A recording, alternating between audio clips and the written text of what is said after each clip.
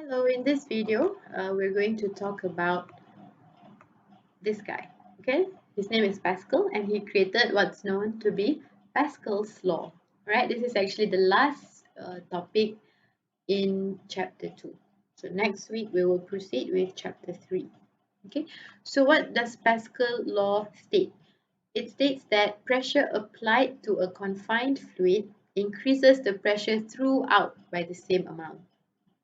Okay, what that means is, for example, if you have a fluid here in a confined space, confined meaning it is completely closed. Okay, so if you apply pressure at this end, there will be an increase in pressure throughout the fluid of the same magnitude until it reaches the other end. Okay, so that is it about Pascal's law. So P1 equals to P2. The pressure here is equals to the pressure here, of course in different directions. So from P, we know that pressure is force over area. So P1 is F1 over A1, P2 is F2 over A2.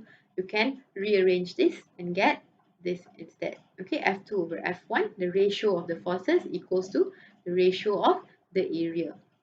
So the benefit of Pascal's law is when you want to get higher force, you can just increase the cross-sectional area, you automatically get a higher force at the other end compared to the area here is very small and therefore you need to apply only a small force. Right? Let's look at some questions. In a hydraulic system, a piston with a cross-sectional area of 21 cm squared pushes an incompressible liquid with a force of 38 newtons. The far end of the hydraulic pipe connects to a second piston with a cross-sectional surface area of 100 cm squared.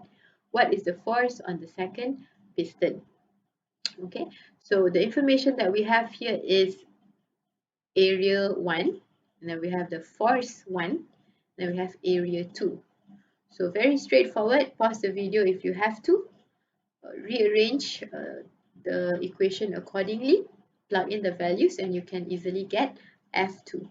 Okay, there's another question. Of course, you're welcome to pause and try this.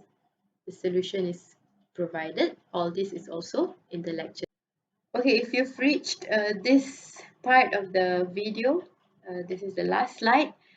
This is the second question of your quiz for this week, right? The first one is under the manometer video. So if you can't find it there, you can just go to the slide and find the question there.